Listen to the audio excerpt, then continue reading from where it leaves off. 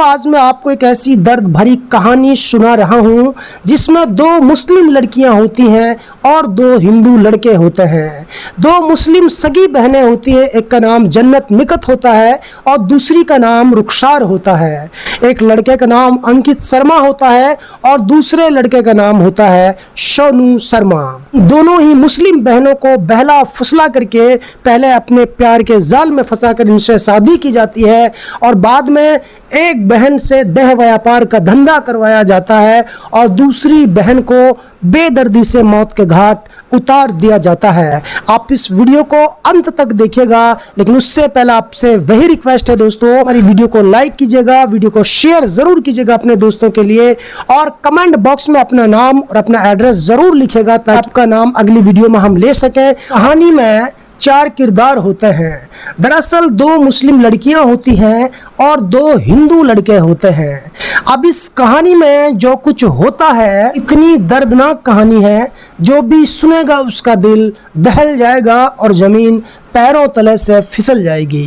तो आज की जो कहानी है वो बहुत ही दर्दनाक कहानी है जिसमें दो मुस्लिम लड़कियां होती हैं और दो हिंदू लड़के होते हैं।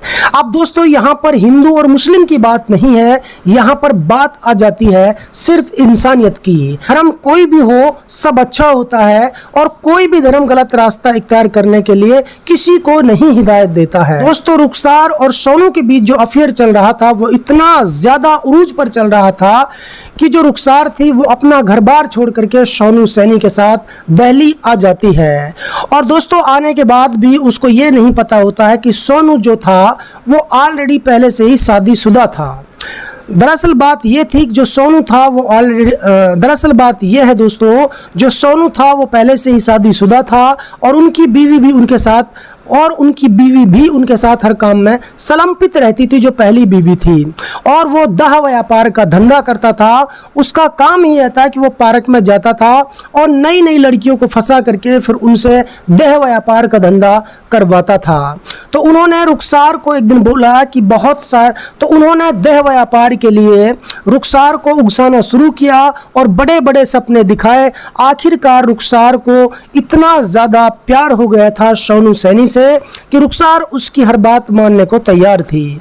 तो सोनू सैनी ने धीरे धीरे प्यार के झांसे में लेकर के शादी करने के बाद रुखसार को देह व्यापार के धंधे में उतार दिया, क्योंकि रुखसार बहुत ज़्यादा खूबसूरत थी। जहां लड़कियों के लिए 1000 से 2000 रुपये कोठे पर मिला करते थे, वहां रुखसार के लिए 15 से 20 हजार रुपये पर डे मिला करते थे। बड़े बड़े रईस लोग वहां पर आते थे अय्यासी करने के लिए। तो दोस्तों फिर ये होता है, रुखसार तो पूरे तरीके से अय्यासी का अड्डा खोल लेती है और सोनू सैनी के साथ ही अपनी ज़िंदगी गुजर बसर करती है। और सोनू सैनी के कहने पर वो पूरे तरीके से इस अय्यासी वाली दुनिया में उतर जाती है और अब वो अपना कोठा चलाती है और जहाँ पर लड़कियाँ अय्यासी करती हैं, लोगों की हवस मिटाती हैं, वहीं पर वो लगातार काम करने लगी और उसको उसी दुनिया में पैसे कमाने में अब मज़ा आने लगा। उसको ऐसा गंदा रास्ता दिखाया जिस रास्ते से रुखसार न तो भाग सकती थी और नहीं मर सकती थी। रुखसार को इस कदर फंसा दिया था सोनू सैनी ने कि बस वो जब तक जिएगी बस अय्यासी ही करती रहेगी और उन्हें पैसा कमा करके देती रहेगी। रुखसार चाह कर भी वहां से भाग नहीं सकती थी। तो एक तरफ तो ये सिलसिला अय्यासी का अड्डा चलता रहा, कोठा चलता रहा, और दूसरी तरफ जो अंकित शर्मा था और जन्नत निकत थी रुखसार की छोटी बहन, उनका अफेयर उरूज पर चल रहा था। तो दोस्तों जन्नत निकत और अंकित शर्मा भी उनके बाद में अपनी शादी कर लेते हैं, घर से भाग जाते हैं और कुछ दिन बाद तक तो वो आराम से रहते हैं। जब उनका पैसा खत्म हो जाता है, परेशान हो जाते हैं। फिर क्या होता है दोस्तों, जो अंकित शर्मा था वो भी मजबूर करता है जन्नत निकत को यही काम करने पर, लेकिन जन्नत निकत को ये पता ही नहीं था कि सोनू सैनी और रुखसार ये काम करते हैं। वो तो सोचती थी कि कहीं वो बाहर चले गए हैं, भाग गए हैं शादी करके, लेकिन उनको ये नहीं पता था कि उनकी बहन जो रुखसार है वो पूरे तरीके से, लेकिन उसको ये नहीं पता था कि लेकिन जन्नत निकत को ये पता ही नहीं था कि सोनू सैनी और रुखसार अब किसी कोठे पर रह करके ये अय्यासी का अड्डा चलाते हैं। अंकित शर्मा अब लगातार जन्नत निकत को मारता पीटता था, उन्हें टॉर्चर करता था, परेशान करता था और उनके ऊपर अय्याशी का अड्डा चलाने के लिए दबाव बनाता था। लेकिन जन्नत निकत एक दिन वहाँ से दुखी होकर के भाग जाती है और वो कॉल करती है अपने उसी जीजा के लिए, सोनू सैनी के लिए, जो उनकी बड़ी बहन रुखसार का घरवाला था। लेकिन जन्नत निकत को ये नहीं पता था कि जहाँ से वो भाग रही है अय्याशी के डर से, और जहाँ वो जा रही है उसका जीजा ही इस अय्याशी का मास्टरमाइंड है। उस बेचारी को ऐसा कुछ भी नहीं पता था। तो दोस्तों उसे बुला लेता है उसका जीजा, और जब वो बुला लेता है तो वो उसे अपने पास रखता है, उसका रहने का बंदोबस्त कर देता है। और रुखसार को इसके बारे में कुछ नहीं पता था कि उसकी बहन जन्नत वहाँ से छूट चुकी है या वो शादी कर चुकी है, या फिर वो फिलहाल सोनू सैनी के पास आकर के रह रही है। क्योंकि रुखसार जो थी वो कोठे पर रहा करती थी जहाँ अय्याशी का अड्डा चलता था, जहाँ बहुत सारी लड़कियां रहा करती थी, और जो सोनू सैनी था वो अपनी पहली ब्याहता बीवी के साथ रहा करता था, जो दोनों ही इस काम के मास्टरमाइंड थे। लेकिन जैसे ही जन्नत निकत आती है तो सोनू सैनी बहुत खुश हो जाता, क्योंकि जन्नत निकत तो रुखसार से भी ज्यादा खूबसूरत थी। उसके तो कोई 50,000 रुपए भी उसके लिए दे सकता था। सोच करके वो अपनी पहली बीवी को समझाता है, कहता है कि मैं एक और जो है लड़की लेकर के आया हूँ, इससे और अच्छा पैसा कमाएंगे।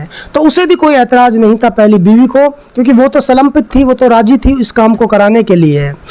तो दोस्तों वो कुछ दिन तो जन्नत निकत को सही तरीके से रखता है, प्यार से रखता है। उसके बाद में उसके लिए भी वही ऑफर दे देता है कि आपको अब ये काम करना है और आपको इतने पैसे मिलेंगे।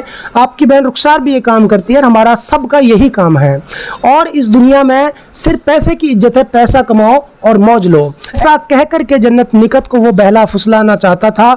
लेकिन जन्नत निकत तो बेचारी पहले ही इस अय्याशी के अड्डे को छोड़ करके भागी है। वो भला कैसे अय्याशी कर सकती थी? कोई पेड़ होता है, कोई बेल होती है, उसमें बहुत सारे फल लगते हैं। कोई फल छोटा होता है, कोई मोटा, कोई सुंदर होता है, कोई टेढ़ा होता है, कोई सड़ा हुआ होता है।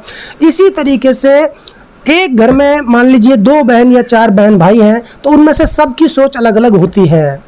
जो रुखसार थी वो उसके कहने पर अय्याशी का अड्डा चला रही थी, लेकिन जन्नत निकत अंकित शर्मा को छोड़कर इसीलिए भागी थी कि वो इससे ये काम करवाना चाहता था।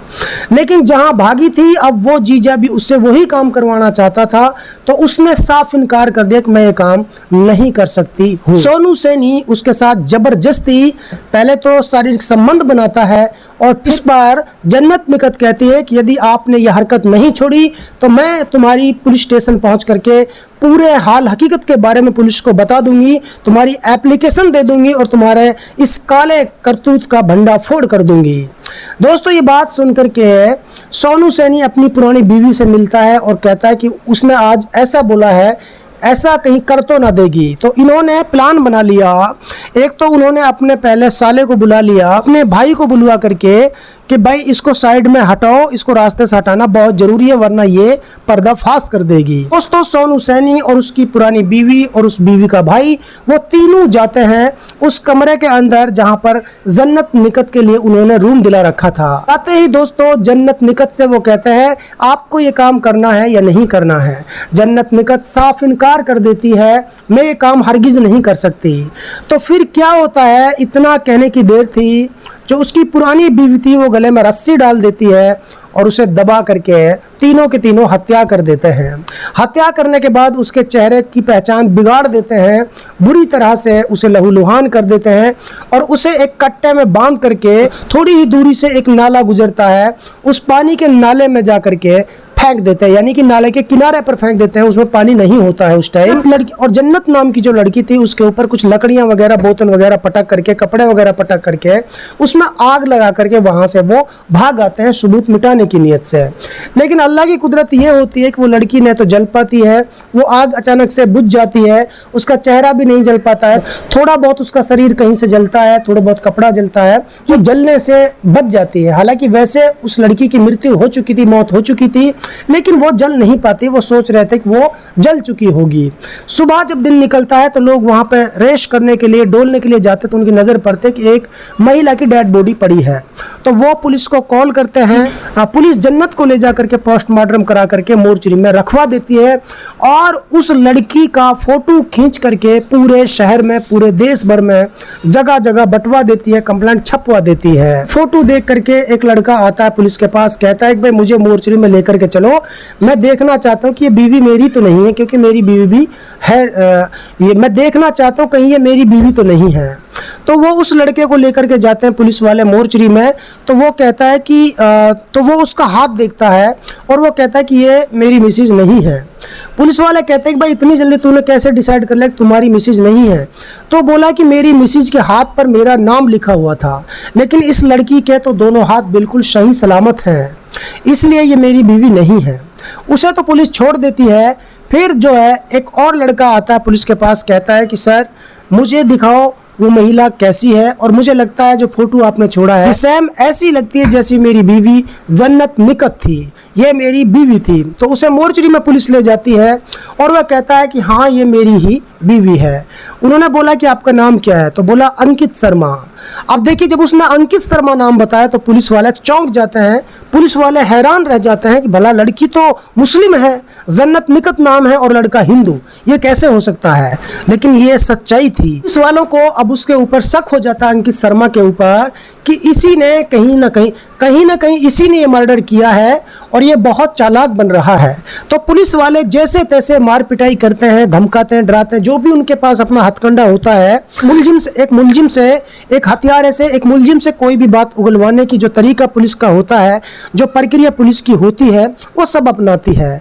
लेकिन अंकित शर्मा गिड़गिड़ाता है, रोता है, हाथ पैर जोड़ता है, कहता है कि मैंने इसका मर्डर नहीं किया है, ये मेरी बीवी थी, ये तो मुझे छोड़ करके भागी थी। हालांकि मैंने इसको परेशान किया था, मेरा झगड़ा इससे चल रहा था, लेकिन मैंने इसको मारा नहीं। मैं तो आज तक इसको तलाश कर रहा हूँ, ढूंढ रहा हूँ। मैंने आपका फोटो देख करके इसे पहचाना है। फिर पुलिस ने उससे पूछा कि आप हिंदू हैं और ये लड़की मुस्लिम है, तो आपकी शादी कैसे हुई? तो उसने पूरा का पूरा हाल बताया और सोनू सैनी के बारे में शुरुआत से एंड तक पुलिस को बताया। तो फिर क्या है कि पुलिस सोनू की तलाश में जुट जाती है। एक मुखबर की कॉल आती है पुलिस के पास और वो कहता है कि सोनू सैनी फला जगह पर छुपा हुआ है, अगर आप चाहें तो दबिश देकर उसे पकड़ सकते हैं। तो पुलिस वहां पर रेड डालती है और सोनू सैनी को पुलिस दबोच लेती है। पुलिस की वही प्रक्रिया शुरू होती है पूछताछ की। तो सोनू सैनी टूट जाता है, घबरा जाता है, बिखर जाता है और वो हत्यारा पूरा गुनाह कबूल कर लेता है कि जन्नत निकत को मैंने ही मौत के घाट उतारा था। कभी किसी अनजान व्यक्ति से बात नहीं करनी चाहिए, कभी किसी अनजान व्यक्ति के ऊपर एकदम से भरोसा नहीं करना चाहिए, वरना उसका अंजाम ऐसा ही भयानक होता है जैसा रुखसार और जन्नत निकत का हुआ है। एक बहन देह व्यापार के धंधे में उतार करके उसकी जिंदगी और आखिरत को बर्बाद कर दिया है। दूसरी बहन का गला घोट करके और दूसरी बहन को गला घोट करके मौत के घाट उतार दिया है और हमेशा के लिए इस दुनिया से रुखसत कर दिया है। ये दो मुस्लिम सगी बहनों की कहानी है और दो हिंदू सगे दोस्तों की कहानी है, जिन्होंने दो मुस्लिम लड़कियों की जिंदगी को तबाह और बर्बाद कर दिया था। दोस्तों फिर से एक बार कहना चाहता हूँ, ये वीडियो किसी को भावुक करने के लिए नहीं बनाया है, किसी के दिल को ठेस पहुँचाने के लिए नहीं बनाया है, बल्कि ये वीडियो आपको समझाने के लिए है, खासकर हिंदू हो या मुसलमान सभी बहनों के लिए ये एक संदेश है। किसी अनजान पर भरोसा ना करें और धर्म कोई किसी का गलत नहीं सिखाता है, गलत खुद इंसान होते हैं। जब उनकी इंसानियत मर जाती है तब वो ऐसा घिनौना अपराध करते हैं। दोस्तों यदि आप हमारी इस वीडियो को फेसबुक पेज पर देख रहे हैं तो हमारे पेज को लाइक कीजिए, शेयर कीजिए। यदि इस वीडियो को यूट्यूब पर देख रहे हैं तो हमारे चैनल को सब्सक्राइब कीजिए और बेल आइकन घंटी को दबा दीजिए।